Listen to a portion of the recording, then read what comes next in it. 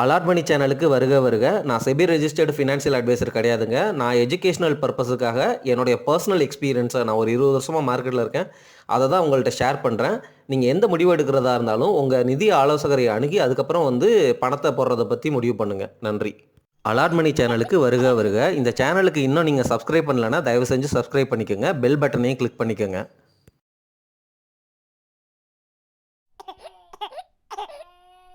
இந்த வீடியோ பதிவு கண்ணா பின்னான்னு இன்வெஸ்ட் பண்ணுறவங்களுக்கான ஒரு வீடியோ பதிவு. அது என்ன கண்ணா பின்னான்னு இன்வெஸ்ட் பண்ணுறது உங்களுக்கே புரிஞ்சிருக்கும். இளைஞராக இருக்கிறவங்க எக்ஸ்பீரியன்ஸ் இல்லாததுனால கண்ட இடத்துல முதலீடு பண்ணுவாங்க, அது ஒன்று.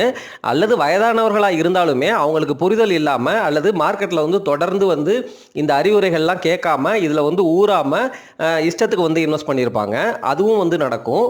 அது மட்டும் இல்லாமல் நம்மளை சுற்றி சில பேர் சொல்லுவாங்கல்ல, அதாவது என்னென்னா, இப்போ நான் 2021, 22 டைம்லலாம் எனக்கு என்னைய சுற்றி என்னென்னா தங்கமயில் வாங்கு அல்லது இண்டஸ்இண்ட் பேங்க் வாங்கு அப்படின்னு பயங்கர அட்வைஸ் மழை. சரிங்களா? ஆனால் அந்த 2 ஸ்டாக்குமே ரொம்ப நல்லாவே மேலே போச்சு. 2021 இப்போ வரைக்கும் பார்த்தீங்கன்னா இப்போ தான் இண்டஸ்இண்ட் பேங்க் கொஞ்சம் உடைய ஆரம்பிச்சிருக்கு, தங்கமயிலும் கொஞ்சம் உடைய ஆரம்பிச்சிருக்கு. ஆனால் அந்த டைமில் அவங்க சொன்னது கரெக்டான இன்வெஸ்ட்மெண்ட்டு ஆப்ஷன் தான். ஆனால் அவங்க எப்படி சொன்னாங்க, ஒரு ஸ்பெக்குலேஷனாக சொன்னாங்க. இனி இந்த ஸ்டாக்கை வாங்கு, இது மேலே போகணும்னு சொல்கிறாங்க, வாங்கு அப்படிங்கிற மாதிரி சொன்னாங்க. நான் ரெண்டுலேயுமே இன்வெஸ்ட் பண்ணலை. ஏன்னா எனக்கு புரியாட்டி நான் இன்வெஸ்ட் பண்ண மாட்டேன். அந்த சூழ்நிலையில் இண்டஸ்இண்ட் பேங்க் அப்போ தான் 200 300 சடனாக 500 600 போயிருந்துச்சு. இந்த சடன் ஸ்பைக்கு இவ்வளோ கொடுத்த இடத்துல நான் இன்வெஸ்ட் பண்ண மாட்டேன். அது என்னுடைய பிரின்சிபல். அதனால் நான் இன்வெஸ்ட் பண்ணலை. அதனால் லாஸ் அதாவது ஆப்பர்ச்சுனிட்டி லாஸ் எனக்கு ஓகே தான். பட் இந்த மாதிரி கேள்விப்பட்டு இன்வெஸ்ட் பண்ணுறவராக இருந்தால் நீங்கள் கண்ணா பெண்ணா இன்வெஸ்டர் தான். சரி, நான் இந்த வீடியோ பதிவில் என்ன சொல்ல போகிறேன் அப்படின்னு கேட்டிங்கன்னா, சில முக்கியமான அட்வைசஸ், சில முக்கியமான பாயிண்ட்ஸை சொல்கிறேன். அது எல்லாமே உங்களுக்கு கண்டிப்பாக யூஸ்ஃபுல்லாக இருக்கும்னு நான் நம்புகிறேன். பாயிண்ட் நம்பர் 1, உங்கள் ஆஃபீஸில் ஹெல்த் இன்சூரன்ஸ் இருக்குது அப்படிங்கிறதுக்காக வெளியில் ஹெல்த் இன்சூரன்ஸ் எடுக்காமல் இருக்கிறது. அது பாயிண்ட் நம்பர் 1. என்ன பெனிஃபிட் அப்படின்னா, ஆஃபீஸில் உள்ள பாலிசியில் உங்கள் பேரண்ட்ஸ் மேபி கவர் ஆவாங்களா இருக்கும். ஆனால் அவங்களுக்கு லிமிட்டுன்னு பார்த்தா ஒரு 2 லட்சம் 3 லட்சம் தான் இருக்கும். அல்லது உங்களுக்கே மொத்த லிமிட்டு அப்படின்னு பார்த்தீங்கன்னா ஒரு 5 லட்சம் இருக்கலாம், அல்லது மேக்ஸிமம் 7 லட்சம் இருக்கலாம். இவ்வளோ தான் ஆஃபீஸில் ஹெல்த் இன்சூரன்ஸ் தருவாங்க. ஆனால் இந்த ஹெல்த் இன்சூரன்ஸ் பத்தாது. வெளியில் கேர் சுப்ரீமோ அல்லது HDFC எர்கோவோ எடுத்தீங்க அப்படின்னா 10 லட்சம் கவரேஜ் எடுத்தீங்க அப்படின்னா அது ஒரு 3 வருஷம் 4 வருஷம் பீரியடில் 70 லட்சமாக மாறிடும். உங்களுக்கு டோட்டல் கவரேஜ் HDFC எர்கோவில் 40 லட்சமாக மாறும். ஸோ அந்த மாதிரி பாலிசிஸை நீங்கள் பேக்கப் பாலிசியாக எடுத்து வச்சுக்கோங்க. அது ஒரு நல்ல வேல்யூபிளான உங்களுக்கு ஒரு ப்ரொடக்ஷனை தரும். ஏன்னா சப்போஸ் ஒரு எமர்ஜென்சியில் நமக்கு 5 லட்சத்துக்கு மேலே காசு தேவைப்படுதுன்னு வச்சுக்கோங்க, கையிலேருந்து போடுற மாதிரி இருக்கும். இந்த ஹெல்த் இன்சூரன்ஸ் இருந்துச்சுன்னா அட்லீஸ்ட் ஒரு நம்பிக்கை, ஒரு பேக்கப்பு, ஒரு சேஃப்டி நமக்கு இருக்கும் அப்படிங்கிறத நம்பலாம். இதுதான் point number 1. Point number 2, health insurance, gold bees அல்லது டெப்ட் ஃபண்டு, சரிங்களா? இதில் எல்லாம் காசு வைக்காமல் டைரெக்டாக ஸ்டாக் மார்க்கெட்டில் இன்வெஸ்ட் பண்ணுறது அப்படிங்கிறது கண்டிப்பாக பண்ணாதீங்க. ஏன் அப்படின்னா, ஸ்டாக் மார்க்கெட்டும் ரியல் எஸ்டேட்டும் காசு போடுறப்ப உள்ளே போயிடும். ஆனால் வெளியில் எடுக்கிறது நீங்கள் நினைக்கிற டைமில் எடுக்க முடியாது. அது என்னைக்கு வேல்யூ ஏறுதோ அப்போ தான் அது சொல்லும் நீ எடுத்துக்கிறியான்னு. அப்போ தான் நீங்கள் எடுத்துக்க முடியும். உங்களுடைய தன்மை புரியுதா? Real estate illiquid, stock market risky. அதுலேயுமே ஸ்டாக் மார்க்கெட்டில் நீங்கள் போடுற காசு ஜங்க் ஸ்டாக்காக மாறிடும். வாய்ப்புகள் அதிகமாக இருக்குது. ரியல் எஸ்டேட்டும் ஜங்க் நிலமாக மாறிடும். நீங்கள் அக்ரிகல்ச்சர் லேண்டில் ஒரு DTCP அப்ரூவ்டு இல்லாத ஒரு அக்ரிகல்ச்சர் லேண்டு வாங்குறீங்க, ஏதோ ஒரு கவர்மெண்ட் ப்ராஜெக்ட் வருது, ஏதோ ஒரு லிட்டிகேஷன் இஷ்யூ இருக்குது அப்படின்னா அந்த ரியல் எஸ்டேட்டும் ஜங்கான ரியல் எஸ்டேட்டு தான். நெகட்டிவாக பேசுகிறேன்னு நினைக்க வேணாம். ஸோ இன்வெஸ்ட் பண்ணுறதுக்கு முன்னாடி தரவாக ரிசர்ச் பண்ணி இன்வெஸ்ட் பண்ணுங்கள். ரியல் எஸ்டேட்லேயும் ஸ்டாக் மார்க்கெட்லேயும் ரிஸ்க் ஜாஸ்தி. அதனால் அதை எப்படி வாங்குறது அப்படின்னு அட்லீஸ்ட் யூடியூப்பில் நிறைய எக்ஸ்பர்ட்ஸ் பேசுகிறாங்க. அந்த வீடியோக்களில் உள்ள பாயிண்ட்ஸ் எல்லாம் நோட்டில் எழுதி வச்சுட்டு, ஆன்லைனில் இப்போல்லாம் சைட் இருக்குது. தமிழ்நாடு கவர்மெண்ட்டே ஈஸி எடுக்கிறதுக்கெலாம் நிறைய சைட் இருக்குது. அந்த மாதிரி சைட்டை யூஸ் பண்ணி கொஞ்சம் ரிசர்ச் பண்ணிவிட்டு புரிஞ்சுட்டு அதுக்கப்புறம் ஒரு லாயரை கன்சல்ட் பண்ணிவிட்டு அந்த ஏரியாவில் எங்கே லேண்ட் வாங்க போகிறீங்களோ அந்த ஏரியாவில் உள்ள லாயரு, பக்கத்தில் உள்ள நெய்பரு, இவங்ககிட்டலாம் பேசிட்டு தான் நிலமோ வீடோ வாங்கணும். புரியுதுங்களா? ஸ்டாக் மார்க்கெட்லேயும் அதே மாதிரி தான். ஃபண்டமெண்டல் அனாலிசிஸு, ப்ரொமோட்டர் இன்டெகிரிட்டி, அந்த management efficiency, current valuation, potential growth, இதெல்லாம் பார்த்துட்டு தான் நீங்கள் இன்வெஸ்ட் பண்ணணும். இது இல்லாமல் முதலீடு பண்ணீங்க அப்படின்னா அரோகரா, கோவிந்தா கோவிந்தா, சுவாகா தான் காசு. சரிங்களா? சரி, நம்ம இளைஞர்கள்லாம் வந்து என்ன பண்ணுவாங்க அப்படின்னா, எனக்கு வந்து இந்த காசை போடுறேன். எனக்கு ஒரு 8% இல்ல 10% ரிட்டர்ன் வந்தா வித்துட்டு வெளியில எடுத்துருவேன் அப்படின்னு நெனச்சு, சில ஸ்டாக்ஸ வாங்குவாங்க. எந்தவித அனாலிசிஸும் இல்லாம, அந்த ஸ்டாக் இண்டெக்ஸ்லயும் இருக்காது, மியூச்சுவல் ஃபண்டும் வச்சிருக்க மாட்டாங்க. அந்த மாரி ஸ்டாக்க வந்து வாங்குவாங்க. சரி, நீங்க அந்த ஸ்டாக்க வாங்கிட்டீங்க. ஆனா, நீங்க வாங்குன 1 மாசத்துலயோ, 2 மாசத்துலயோ ஒரு 20% உடைஞ்சிருச்சு அல்லது 10% உடைஞ்சிருச்சு. ஆனா, நீங்க எக்ஸ்பெக்ட் பண்றது என்ன? இந்த 6 மாசம் டூ 1 வருஷத்துல இது வந்து எனக்கு ஒரு 10% ரிட்டர்ன் குடுக்கும் அப்படின்னு நெனைக்கிறீங்க. ஆனா, 1 வருஷம் கழிச்சு பார்த்தா, அது உங்களுக்கு 10% வந்து ரிட்டர்ன் குடுக்கல. அதுக்கு பதிலா ஒரு 20% வந்து நெகட்டிவ்ல இருக்கு. சரிங்களா? ஆனா, கம்பெனி வந்து தெரியாத கம்பெனி. நீங்க உங்களுக்கு புரியல. புரியுதுங்களா? அது என்ன கம்பெனி, என்ன பிசினஸ் பண்ணுதுன்னு தெரியாது. உங்கள பொறுத்தவரைக்கும் ஸ்டாக் பிரைஸ் 10% மேல போகும்னு கேள்விப்படுறீங்க மார்க்கெட்ல. அந்த ஸ்பெகுலேஷன்ல போகும்னு நெனைக்கிறீங்க. மேல போச்சுன்னா வித்துட்டு வரலாம் அப்படின்னு நெனைக்கிறீங்க. ஆனா வந்து மேல போகாம அது கீழ போயிருச்சு. இப்போ வந்து என்ன பண்ணுவீங்க தெரியுமா? இளைஞர்களா இருக்கிற நீங்க, அந்த ஸ்டாக்கு அட்லீஸ்ட் போட்ட காசாவது வரட்டும் அப்படின்னு சொல்லிட்டு, நீங்க அந்த ஸ்டாக்க விக்காம வெயிட் பண்ணிட்டே இருப்பீங்க. இந்த மாரி சூழ்நிலைகள்ல தான் பெரும்பாலான ரீட்டெயில் இன்வெஸ்டர்ஸ் மாட்டிக்கிட்டு, அந்த ஸ்டாக்கு இன்னும் விலை உடைஞ்சு ஜங்க் ஸ்டாக்கா மாறும். இது ஸ்மால் கேப்ல உள்ள நீங்க அந்த ஸ்டாக்கினுடைய போய் கேட்டகரிய பாருங்க. ஸ்மால் கேப், மார்க்கெட் கேப்லாம் வந்து வெறும் 10,000 கோடிக்கு கீழ. சரிங்களா? அந்த மாரிலாம் இருக்கு. சடனா வந்து அந்த அந்த ஸ்டாக் பிரைஸ் சார்ட்ட பாருங்க. சரிங்களா? பிரைஸ் சார்ட் வந்து மேல இருக்கு. அங்க நீங்க வந்து வாங்கியிருக்கீங்க. மேல இருக்குன்னா என்ன அர்த்தம்? இவ்வளோ நாள் வந்து ஒரு ரூ. 50ல கடந்திருக்கும் 10 வருஷமா. சடனா வந்து பார்த்தீங்கன்னா ரூ. 200 அந்த மாரி மேல போயிருக்கும். நீங்க வந்து என்ன பண்ணியிருப்பீங்க? ஒரு ரூ. 200 அப்படிங்கிற ரேஞ்சில வாங்கியிருப்பீங்க. இப்போ அந்த ஸ்டாக்கு ரூ. 180 அப்படின்னு இருக்கும். நீங்க என்ன நெனைப்பீங்க? இது ரூ. 200க்கு மேல வந்து மேல போகும் அப்படின்னு நெனைப்பீங்க.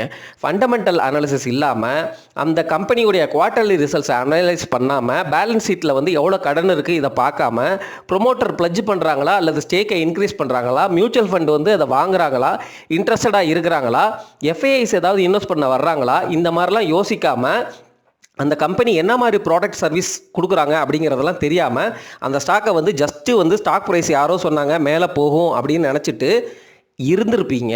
ஆனால் வந்து கீழே வந்து வந்திருக்கும். இப்போ நீங்கள் புத்திசாலியாக இருந்தால் அந்த ஸ்டாக்கு நட்டமானாலும் பரவாயில்லன்னு வித்துட்டு வர்றது தான் வந்து புத்திசாலித்தனம். இல்லாட்டி அந்த ஸ்டாக் எல்லாமே ஜங்க் ஸ்டாக்காக மாறும்.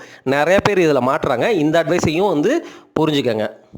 2021, 22ல் எல்லா ஸ்டாக்கும் மேலே ஏறி போச்சு. ஆனால் ஐடிசி வந்து பாடா படுத்திக்கிட்டு இருந்துச்சு எல்லா இன்வெஸ்டர்ஸையும். ஓட்டுன்னு ரேக் பண்ணாங்க. இன்வெஸ்டர்ஸ் எல்லாருமே ரேக் பண்ணாங்க ஐடிசி.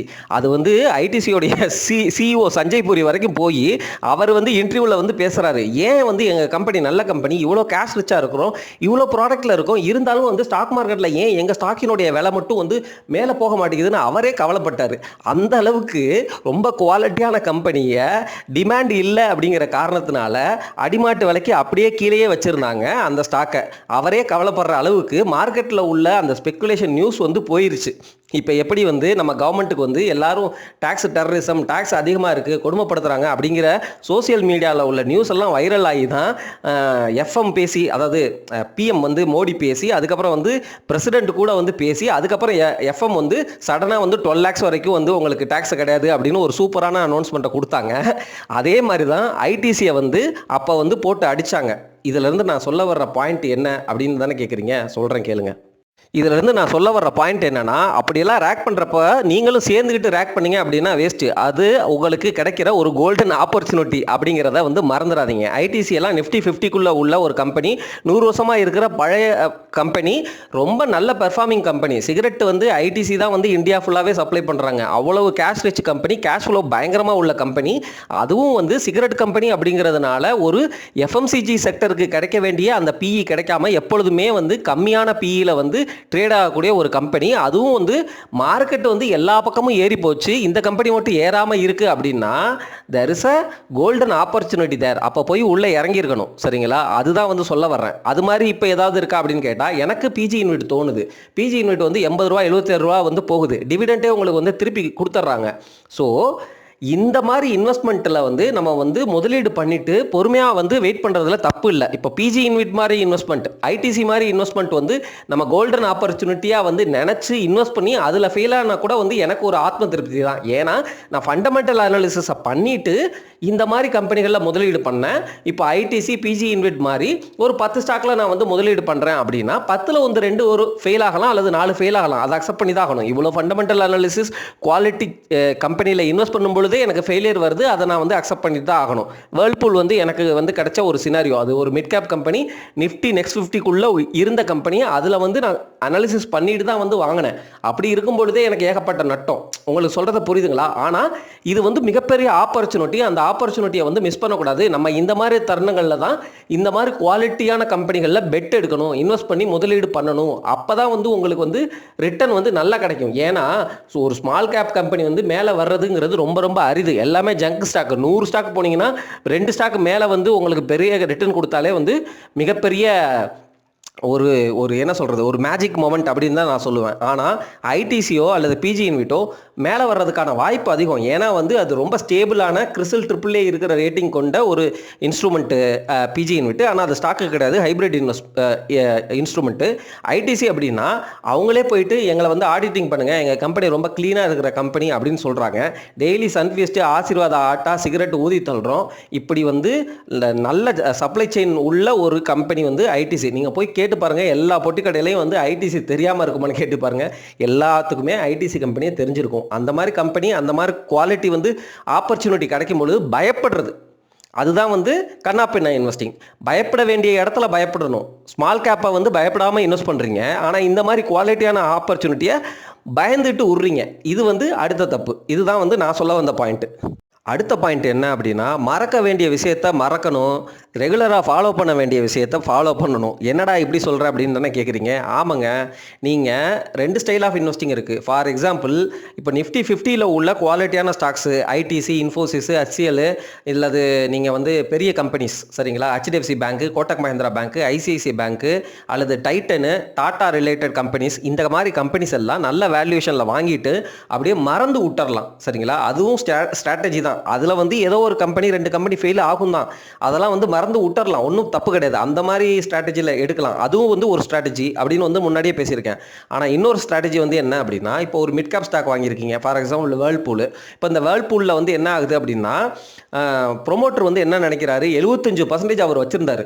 ஒரு ப்ரொமோட்டர் அவருடைய கம்பெனியில் 75% ஷேர் ஹோல்டிங் வச்சிருக்கிறாருன்னா அவருக்கு அந்த கம்பெனி மேலே கன்விக்ஷன் இருக்குடா, அதனால் நான் அந்த கம்பெனியில் வந்து நல்ல வேல்யூவேஷனில் இருக்கும்போது வாங்குறேன், எனக்கு வேர்ல்பூல் ப்ராடக்ட்டை பற்றி நல்லா தெரியும், எல்லா பக்கமும் அந்த வேர்ல்பூல் ரெஃப்ரிஜிரேட்டர் தான் இருக்குது, ரொம்ப வருஷமாக இந்தியாவில் இருக்கிறாங்க அப்படின்னு நினச்சி அந்த ஃபண்டமெண்டல்ஸை நீங்கள் அனலைஸ் பண்ணும்பொழுது கடன் இல்லை, நல்ல இபிஎஸ் க்ரோத் இருக்குது, எல்லாமே இருக்கிற கம்பெனி அப்படின்னு நினச்சி நான் இன்வெஸ்ட் பண்ணுறேன். ஆனால் ஃபண்டமெண்டலாக there is a problem with Whirlpool management. அவங்க என்ன நினைக்கிறாங்க, இந்தியர்கள் எல்லாமே வந்து நம்ம ஸ்டாக்குக்கு வந்து இவ்வளோ விலை கொடுக்குறாங்க, நம்மளுடைய பேரண்ட் கம்பெனி வெளிநாட்டில் இருக்கிறதுக்கு கடன் இருக்குது, அதனால் இந்த கம்பெனியில் உள்ள பிஸ்னஸ் எல்லாம் விற்றுட்டு அந்த காசை கொண்டு போய் நம்ம பேரண்ட் கம்பெனியில் இருக்கிறத அடைக்கலாம், அல்லது வந்து நம்ம காசை வெளியில் எடுத்துக்கலாம் அப்படின்னு நினைக்கிறாங்க. ஸோ இந்தியாவில் உள்ள ஒரு கம்பெனி இந்தியன் இன்வெஸ்டர்ஸ்லாம் இவ்வளோ மதித்து இவ்வளோ பிஇ கொடுத்துருக்குறாங்களே அப்படிங்கிறத ரெஸ்பெக்ட் பண்ணலை. 75% அவர் வச்சிருக்கிறாரு அப்படிங்கிறத நம்ம கன்விக்ஷனாக பார்த்தோம்.